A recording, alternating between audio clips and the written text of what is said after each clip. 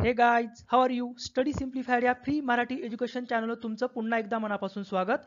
मित्रांनो, आजच्या लेक्चरमध्ये आज आपण 14वा प्रवासी भारतीय दिवस जो की दरवर्षी 9 जानेवारी या दिवशी साजरा केला जातो. तर यावर्षीचा जो प्रवासी भारतीय दिवस होता तो 7 ते 9 जानेवारी या 3 दिवशी साजरा करण्यात आला होता.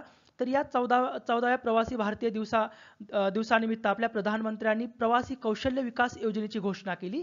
ती प्रवासी कौशल्य विकास योजना काय आहे तेही आजच्या लेक्चरमध्ये पाहणार आहोत. तसंच राष्ट्रीय कौशल्य विकास अभियान काय होतं त्याच्याबद्दल आपण आजच्या लेक्चरमध्ये माहिती पाहणार आहोत. So let us start. तर यावर्षीचा प्रवासी भारतीय दिवस पाहूयात. यावर्षीचा जो प्रवासी भारतीय दिवस होता तो 14वा प्रवासी भारतीय दिवस होता, म्हणून त्याला आपण 14वा प्रवासी भारतीय दिवस म्हणून असं ओळखतो. तर दरवर्षी 9 जानेवारी या दिवशी प्रवासी भारतीय दिवस साजरा केला जातो आणि यावर्षीचा म्हणजे 2017चा जो प्रवासी भारतीय दिवस होता तो 7 ते 9 जानेवारी 2017 या 3 दिवशी बेंगळूर या शहरामध्ये यावर्षीचा 14वा प्रवासी भारतीय दिवस पार पडला, साजरा करण्यात आला. तर यावर्षीच्या प्रवासी भारतीय दिवसाचे जे प्रमुख पाहुणे होते ते प्रमुख पाहुणे अँटिनिओ कोस्टा हे होते, जे की पोर्तुगालचे भारतीय वंशाचे पंतप्रधान आहेत. आणि यावर्षीच्या प्रवासी भारतीय दिवसाची जी थीम होती, संकल्पना, ती थीम अशी होती की रिडिफायनिंग एंगेजमेंट विथ इंडियन डायस्पोरा. आणि या प्रवासी भारतीय दिवसामध्ये प्रधानमंत्र्यांनी काही घोषणा केल्या, त्या म्हणजे कशा? तर प्रधानमंत्री मोदी यांनी FDI म्हणजे फॉरेन डायरेक्ट इन्व्हेस्टमेंट याची जो लॉंग फॉर्म आहे याची जी व्याख्या आहे ती बदलून त्यांनी फर्स्ट डेव्हलप इंडिया अशी केली. म्हणजे आधी भारत देशाला डेव्हलप करू असं त्यांनी सांगितलं.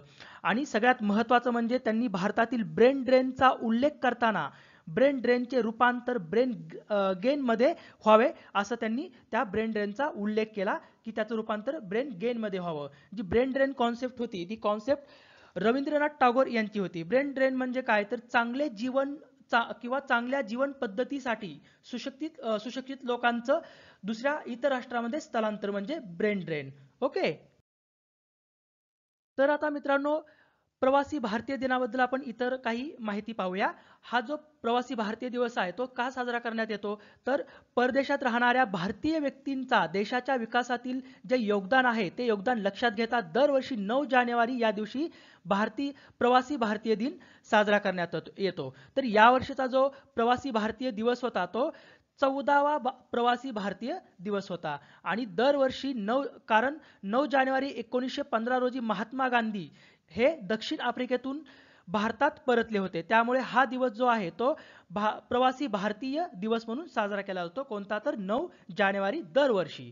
आणि पहिला जो प्रवासी भारतीय दिवस होता तो 2003 मध्ये पहिला प्रवासी भारतीय दिवस दिल्ली येथे आयोजित करण्यात आला होता. आणि यावर्षीचा कितवा होता? तर 14वा होता.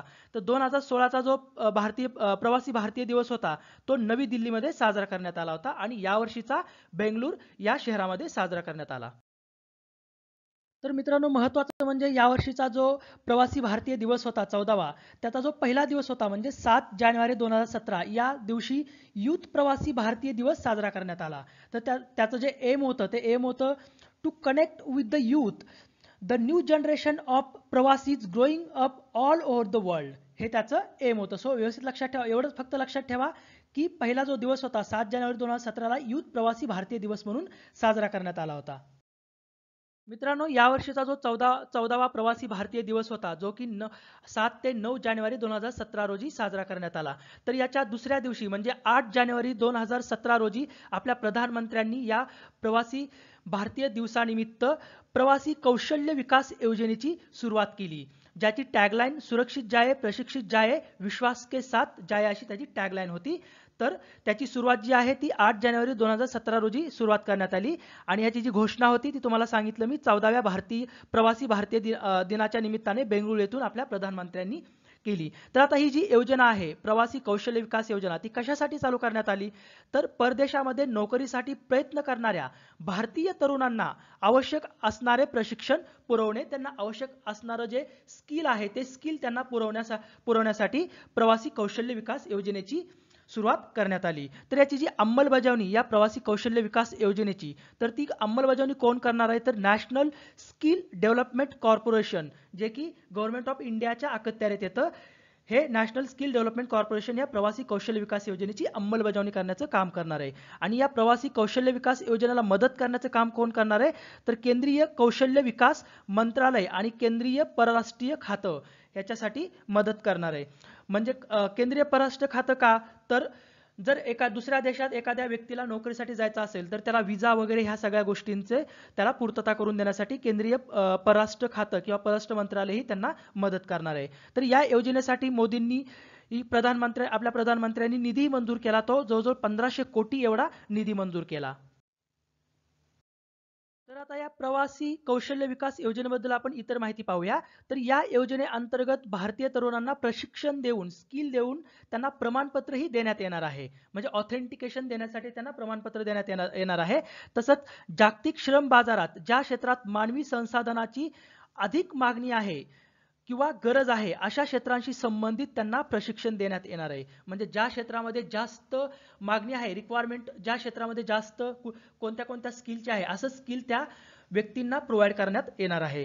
तसंच हे प्रशिक्षण जे असणार आहे ते आंतरराष्ट्रीय दर्जाचं प्रशिक्षण असणार आहे. आणि ही जी योजना आहे ती स्किल इंडिया या योजनेशी सुसंगत आहे. म्हणजे जी स्किल इंडिया 2015 रोजी आपल्या प्रधानमंत्र्यांनी चालू केली होती त्या स्किल इंडियाशी ही सुसंगत आहे. सो याआधी जी स्किल इंडियाची जी सुरुवात होती ती मार्च 2015 मध्ये करण्यात आली होती. तर व्यवस्थित लक्षात ठेवा, स्किल इंडिया मार्च 2015 मध्ये सुरू करण्यात आली होती. तर मित्रांनो, आपण आता राष्ट्रीय कौशल्य विकास अभियान हे जे अभियान होतं ते काय होतं आणि कधी सुरुवात करण्यात आली आणि त्याचं उद्दिष्ट काय होतं ते आपण थोडक्यात पाहूया. तर या राष्ट्रीय कौशल्य विकास अभियानाची जी सुरुवात होती ती आपल्या सेंट्रल गव्हर्नमेंटनी 2015 रोजी सुरुवात करण्यात आली. आणि ही जी राष्ट्रीय कौशल्य विकास अभियान होतं तर ते कुठल्या मिनिस्ट्रीच्या अंडर चालू करण्यात आलं, तर ministry of skill development and entrepreneurship या मिनिस्ट्रीच्या अंडर या राष्ट्रीय कौशल्य विकास अभियानाची सुरुवात करण्यात आली. आता या राष्ट्रीय कौशल्य विकास अभियानाचं जे उद्दिष्ट होतं ते उद्दिष्ट काय होतं, तर सगळ्यात महत्त्वाचं म्हणजे 2022 सालापर्यंत किमान 300 दशलक्ष म्हणजे 3 मिलियन जणांना कौशल्य प्रशिक्षण देणं. 2022 सालापर्यंत किमान 300 दशलक्ष जणांना कौशल्य प्रशिक्षण देणं हे या राष्ट्रीय कौशल्य विकास अभियानाचं उद्दिष्ट होतं. तर या अभियानानुसार सरकार जे आहे ते असंघटित क्षेत्रातील लोकांना प्रशिक्षण देणार आहे. असंघटित क्षेत्रातील हे व्यवस्थित लक्षात ठेवा, अनऑर्गनाइज्ड सेक्टरमधल्या लोकांना या योजनेअंतर्गत प्रशिक्षण देण्यात येणार आहे, ऑर्गनाइज्ड सेक्टरमधल्या लोकांना नाही. सो युवकांमध्ये रोजगारासंदर्भात योग्य ते कौशल्य निर्माण होण्यासाठीही सरकार प्रयत्न करणार आहे. आणि त्यासाठी प्रत्येक राज्यात स्किल युनिव्हर्सिटीची स्थापना करण्यात येणार आहे या राष्ट्रीय कौशल्य विकास अभियानाअंतर्गत. आणि त्यासाठी प्रधानमंत्र्यांनी किंवा आपल्या सेंट्रल गव्हर्नमेंटनी पहिली भारतीय कौशल्य विकास संस्था कानपूर येथे स्थापन केली. तिची जी स्थापना आहे ती डिसेंबर 2016 मध्ये करण्यात आली. व्यवस्थित लक्षात ठेवा, भारतीय कौशल्य विकास संस्थेची नुकतीच स्थापना झाली. ती कुठे स्थापना झाली, कानपूर या ठिकाणी स्थापना झाली डिसेंबर 2016 मध्ये. So thank you for watching this lesson. Have a good day.